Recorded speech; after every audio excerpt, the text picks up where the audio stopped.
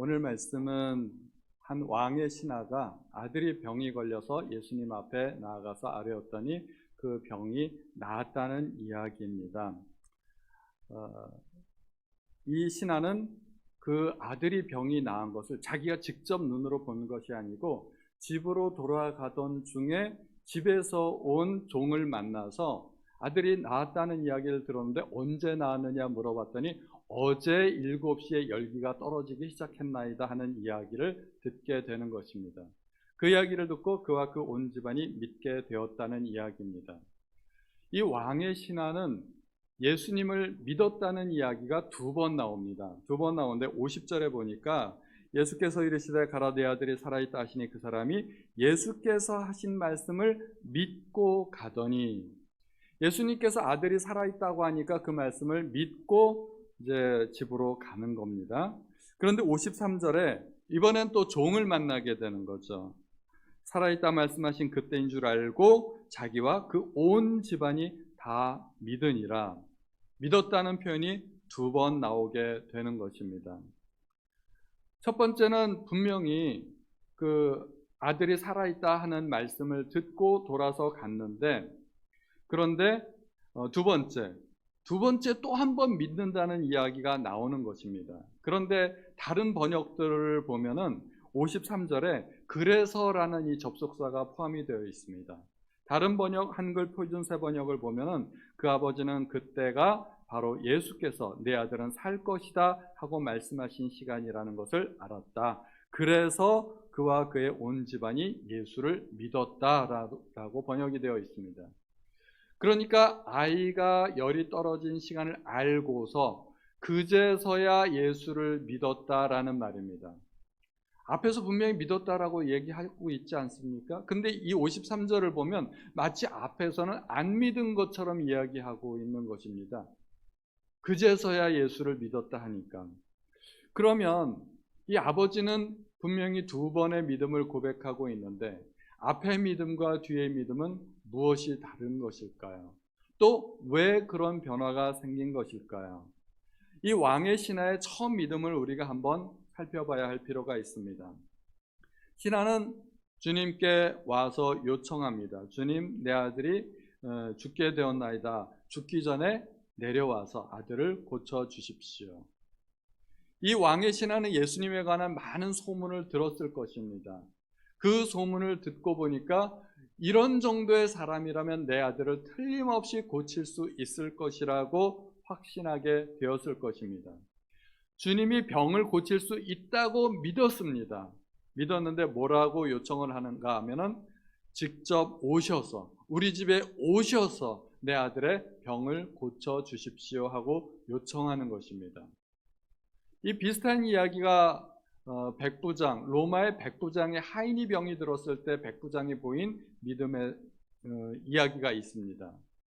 이 백부장은 로마 사람인데도 불구하고 자기 하인이 병들었을 때 예수님 앞에 이렇게 이야기합니다. 주여 내 집에 들어오심을 나는 감당치 못하겠사오니 다만 말씀으로만 하옵소서. 그러면 내 하인이 낫겠사옵나이다. 예수께서는 이 백부장의 믿음을 큰 믿음이라고 칭찬하셨습니다. 이스라엘 가운데 이만한 믿음을 내가 만나본 적이 없다고 하셨습니다. 믿음이 크다면 작은 믿음도 또 있는 거겠죠. 그러니까 큰 믿음도 있고 작은 믿음도 분명히 있습니다. 왕의 신하의 믿음은 백부장의 믿음보다는 작아 보입니다. 이 왕의 신하는 거리의 한계를 극복하지 못했던 것입니다. 예수님께서 자기 아들을 낫게 하실 수 있을 것이라고는 믿었지만 그렇게 하기 위해서 주님께서 반드시 나와 함께 우리 집에 가야 된다고 요청하고 있는 것입니다. 또 신하는 내 아이가 죽기 전에 내려와 달라고 요청하고 있습니다. 빨리 와달라는 이야기죠. 아이가 죽을 것 같으니까. 여기에서 신하는 시간을 제한하고 있습니다. 나사로가 죽었을 때 사람들은 많은 아쉬움을 표현했습니다.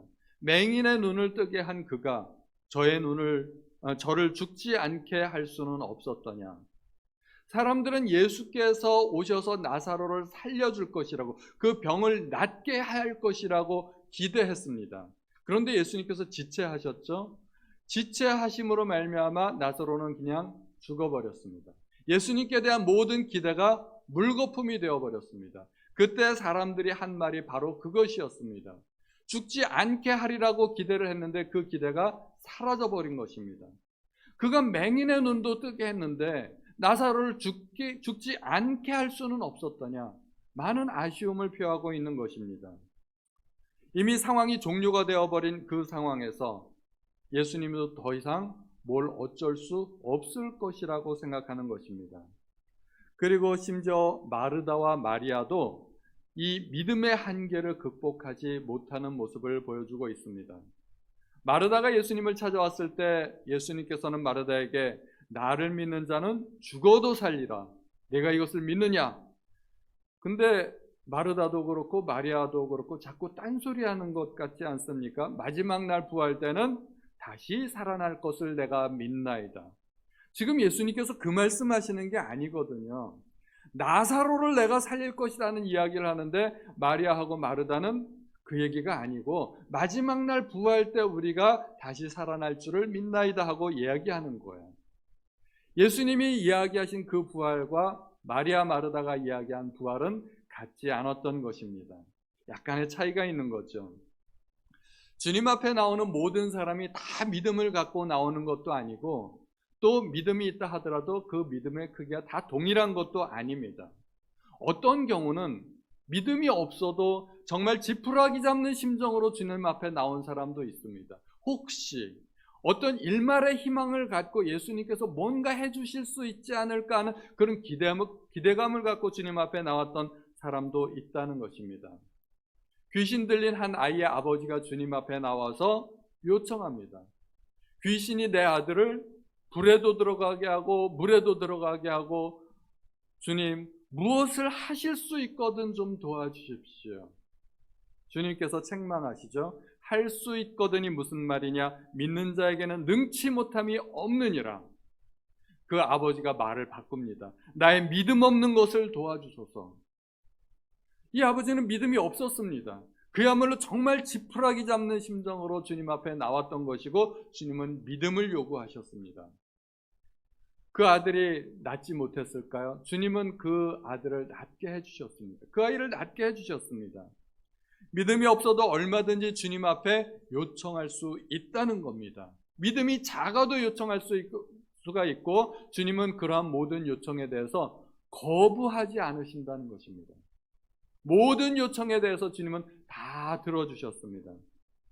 우리도 하나님 앞에 여러 가지로 기도하지 않습니까? 우리 여러 가지 문제를 안고 있고 그 문제들 하나님 앞에 기도합니다. 기도할 때 100% 확신을 갖고 기도하십니까? 우리는 확신이 없어도 기도할 때가 많이 있다는 겁니다. 그래도 기도해야 됩니다. 그리고 우리는 하나님 앞에 기도하면서 여러 가지 요구 조건을 제시하는 경우가 많습니다.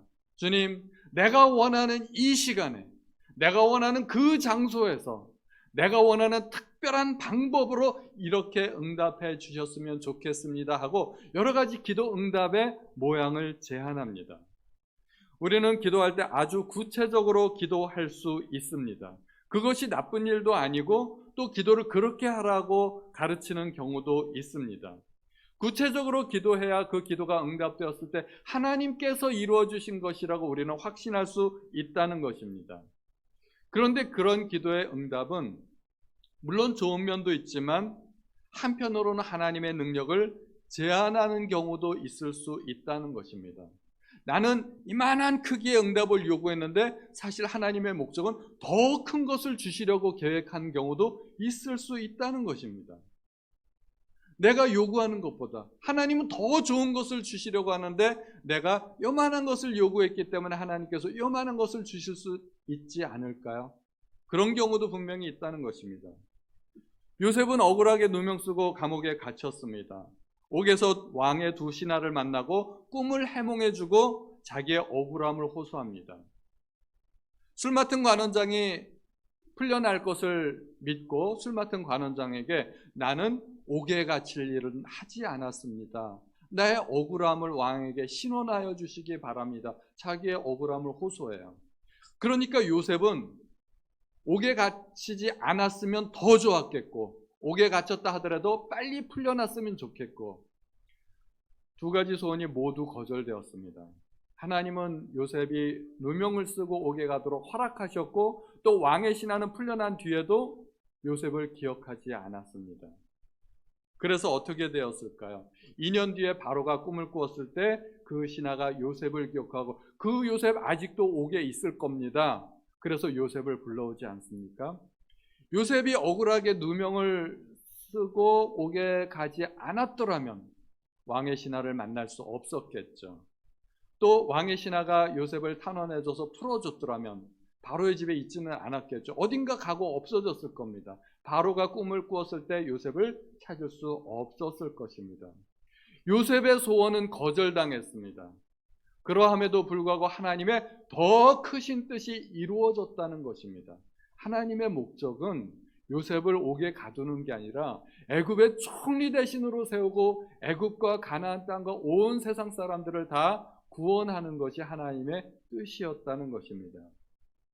그래서 우리는 때로는 나의 기도가 묵살되고 이해되지 않는 환경을 만날 때 하나님의 선하심을 믿어야 된다는 것입니다. 믿음이 필요한 거예요. 내 인생에 만나는 그 조그만 퍼즐 한 조각 가지고 하나님의 큰 그림을 다 이해할 수 없다는 것입니다. 그래서 우리는 믿음을 가져야 되는 것입니다. 오늘 본문에서 나오는 몇 가지 팩트에 한번 주목해 보고자 합니다. 제가 질문을 한번 드려볼게요. 아이가 몇 시에 나왔을까요? 7시. 7시에 나왔습니다. 그런데 성경에서 나오는 시간들은 우리 시간으로 환산을 해야 됩니다. 6시를 더하거나 빼야 됩니다. 그러면 1시가 되죠. 오후 1시입니다. 이 아이가 낳은 시간은 오후 1시였습니다. 왕의 신하가 예수님을 만났던 시간은 몇 시였을까요? 동일한 시간, 오후 1시였습니다. 그리고 이 왕의 신하는 언제 하인을 만나게 되나요? 자기 종을 그 다음날 집으로 가던 도중에 자기 종을 만나게 됩니다. 왕의 신하의 아들은 얼만큼 위중한 병에 걸렸을까요? 생명이 위태로울 정도로. 굉장히 그 위급한 상황입니다. 만성질병으로 고통받고 있는 게 아니라 조금만 늦으면 죽을 수도 있다는 것입니다. 그래서 아이가 내 아들이 죽기 전에 내려오소서 하고 이야기하고 있는 것입니다. 조금만 늦으면 골든타임을 놓칠 수도 있고 신하가 예수님께 찾아왔던 모든 일들이 허사가 되어버릴 수도 있는 상황이라는 것입니다. 조금 더 질문을 드릴게요. 이 신하의 집은 어딜까요? 가버나움. 예수님이 계셨던 곳은 갈릴리 가나. 이런 사실들은 성경에 언급되어 있습니다. 성경에 언급되지 않는 팩트를 제가 하나 말씀드릴게요. 가버나움에서 가나까지는 얼마나 떨어져 있을까요? 거리가 얼마나 될까요? 성경에는 나오지는 않지만 이거는 우리가 조금만 조사해보면 알 수가 있습니다. 32km입니다. 32km를 부지런히 왔을 겁니다. 어떻게 왔을까요? 요거는 상상입니다. 팩트가 아닙니다. 이건 상상인데 걸어서 왔을까요? 걸어서 언제 출발했을까요? 그날 아침에 출발했을까요? 그날 아침에 걸어서 32km를 와서 1시에 예수님을 만난다? 이거는 불가능합니다. 그런 일은 있을 수가 없다고 생각을 하시면 됩니다. 32km는 보통 사람들이 하루 종일 걸어가야 걸을 수 있는 거리입니다. 적어도 이 신하가 걸어서 왔다면 그 전날 출발을 했을 겁니다.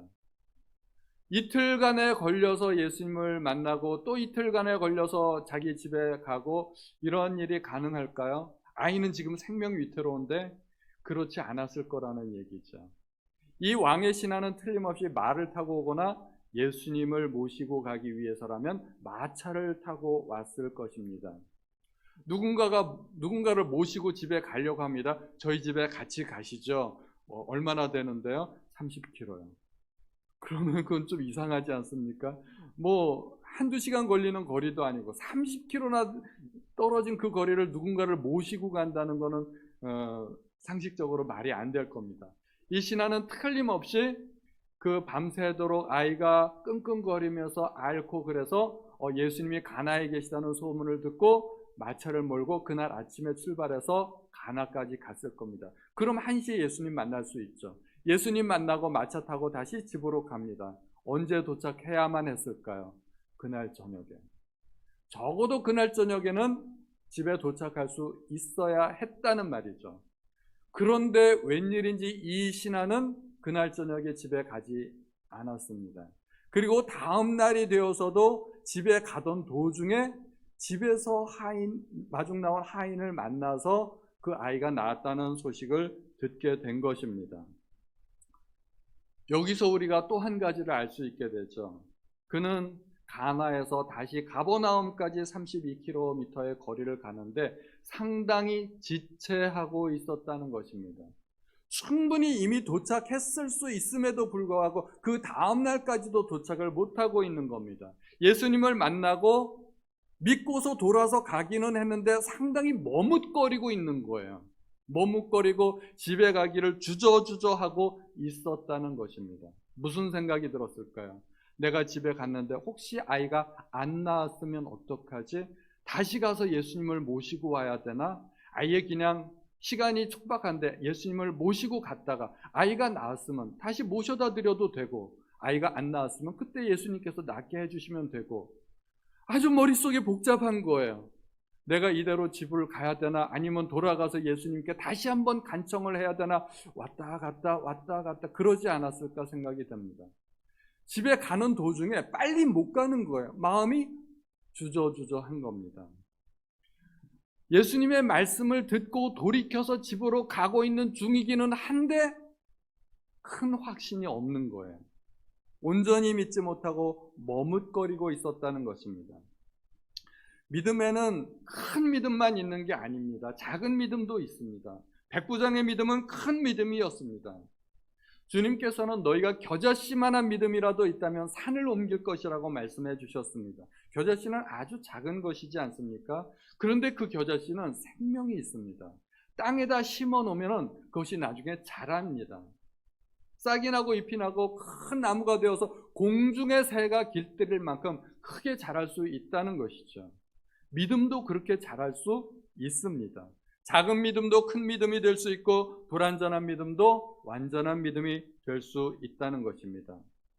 이 신하는 집으로 가던 도중에 하인이 아들이 낳았다는 얘기를 전해 주었습니다. 그래서 물어봅니다. 언제 낳았더냐? 7시예요. 어제 7시예요. 딱 보니까 자기가 예수님을 만난 시간이었다는 거예요. 궁금해서 확인해 보고 싶었던 거죠. 언제 낳았는지. 예수님께서 말씀을 하셨는데 그 시간이랑 일치하는지 확인해 보고 싶었던 것입니다. 우리가 과거에 학교에서 시험을 보면 시험지 답안 다 옮겨 적고 나서 한 5분, 10분 남으면 어떻게 해요? 다시 한번 검사해 보고 확인해 보지 않습니까?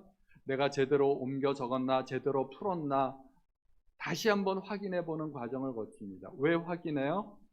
혹시라도 실수가 있을까 봐. 내 마음에 큰 확신이 있으면 검사는 안 해도 되는데, 혹시라도 내가 실수하지 않았을까 봐 조금이라도 미심쩍은 부분이 있는 거죠. 그래서 확인하는 거 아닙니까? 왕의 신하는 왜 확인했을까요? 마음속에 100%의 확신이 없었던 거죠. 그래서 확인해 보는 것입니다. 그랬더니 이제는 더 이상 의심할 수가 없게 된 거예요. 왜냐하면 아들이 낳았잖아요. 아들이 낳은 것조차도 그것도 하나의 팩트입니다. 움직일 수 없는 사실입니다. 그러니까 아들이 낳은 것을 안 믿을 수가 없는 거예요. 이 왕의 신하의 두 번째 믿음은 훨씬 더 견고한 믿음입니다. 우리도 믿음이 있죠. 우리는 하나님을 본 적이 없지만 그래도 하나님이 살아계심을 믿습니다. 죽어본 적이 없지만 천국과 지옥이 있음을 믿습니다. 그러면 우리의 믿음은 큰 믿음일까요? 왠지 큰 믿음 하면은 좀 자신이 없습니다. 믿음은 있는데 믿음대로 살지 못합니다. 들은 즉시 우리의 삶이 바뀌어지지 않습니다. 우리는 설교를 통해서 말씀을 듣고 성경을 통해서 여러 가지 믿음에 관한 이야기를 듣지만 나의 삶이 바로 바뀌는 것은 아닙니다. 우리의 믿음도 지체하는 경우가 있다는 것입니다. 말씀을 듣자마자 바로 우리가 헌신하고 삶이 바뀌고 회개하고 그런 일들이 일어나는 것이 아닙니다. 이리 빼고 저리 빼고 기도원처럼 증거 보여달라 하고 이래저래 한껏 미루다가 마지못해서 따라가는 경우가 있습니다. 그래도 시간이 지나면서 우리의 믿음도 조금씩 바뀌어 간다는 것입니다. 이 신하도 처음부터 온전한 믿음을 가졌던 것이 아닙니다. 신하는 처음에 소문으로만 믿음을 갖게 된 겁니다. 나중에 체험하면서 더 큰 믿음을 갖게 되는 것입니다. 작은 믿음은 체험을 통해서 더 큰 믿음으로 자라게 됩니다. 우리도 체험할 수 있다면 좋겠죠. 아브라함과 같은 체험, 모세, 다윗과 같은 체험 다 하면 좋은데 다 할 수가 없습니다. 어떻게 하면 좋을까요? 근데 체험 중에는 간접 체험이라는 것도 있습니다. 우리가 듣기만 해도 읽기만 해도 그 중에 일부가 내 속에 들어올 수 있다는 겁니다. 간접 체험이 되는 거예요. 그래서 우리는 성경을 읽으면서 성경의 많은 사건들과 인물들이 우리에게 간접 체험이 될 수 있습니다. 그래서 성경을 읽고 묵상하면 우리의 믿음이 자라게 되는 것입니다. 우리는 믿음을 투자해야 됩니다. 나의 믿음이 작은 것을 탓하지 말고 원망하지 말고 아무리 작아도 괜찮습니다. 그 믿음 가지고 주님 앞에 나아오시면 됩니다. 오병이어의 기적은 주님께 바쳐졌던 한 아이의 작은 도시락에서 시작된 것입니다. 안드레가 그 오병이어의 그 내용을 보고 주님께 이렇게 이야기합니다. 여기 한 아이가 있어 보리떡 5개와 물고기 2마리를 가지고 있나이다. 그러나 그것이 이 많은 사람에게 얼마나 되겠사옵나이까? 그 말은 결코 틀린 말이 아닙니다. 다 맞는 말입니다. 지금 군중은 5,000명이 넘게 모여 있는데 이건 뭐 상상이 안 되는 거죠. 무엇을 할 수 있겠습니까? 그런데 그 보리떡 5개와 물고기 2마리가 주님 손에 들려졌을 때 상황이 바뀝니다. 주님이 그 위에 손을 얹으시고 축사를 하자 5,000명이 먹고도 12광주리가 남는 어마어마한 사건으로 이게 바뀌게 되는 것입니다. 대반전이 일어나는 것입니다. 내가 갖고 있느냐 주님 앞에 드리느냐는 이거는 천지 차이가 있는 것입니다. 우리는 작은 믿음을 주님 앞에 드려야 됩니다. 우리의 작은 믿음을 졸업하고 큰 믿음 학교에 입학해야 되는 것입니다. 오늘 우리가 교회 학교 졸업 예배로 드립니다. 오늘 말씀이 우리 졸업생들에게 도전이 되기를 바랍니다. 졸업은 끝이 아닙니다. 새로운 시작입니다. 이 얘기를 지금까지 들으셨고 또 앞으로도 들으실 겁니다. 졸업은 또 하나의 시작입니다. 우리가 초등학교를 졸업하면 중학교에 가고 중학교를 졸업하면 고등학교에 가듯이 우리가 초보 믿음을 졸업하면 중등 믿음으로, 중등 믿음을 졸업하면 고등 믿음으로 가야 합니다. 작은 믿음을 졸업하고 큰 믿음으로 가야 됩니다. 우리가 만년 초보일 수는 없지 않습니까? 초등학교를 7년, 8년, 10년 다닐 수는 없듯이 만년 초보 믿음을 가질 수는 없습니다. 우리 졸업생들은 지금까지 다녔던 학교를 졸업하고 더 상급 학교로 진학하듯이 우리 모든 성도님들도 마찬가지입니다. 믿음도 졸업해야 됩니다. 그리고 더 큰 믿음으로 우리가 입학을 해야 됩니다. 작은 믿음을 하나님 앞에 드리고 큰 믿음으로 키워나가시기를 예수님의 이름으로 축원드립니다.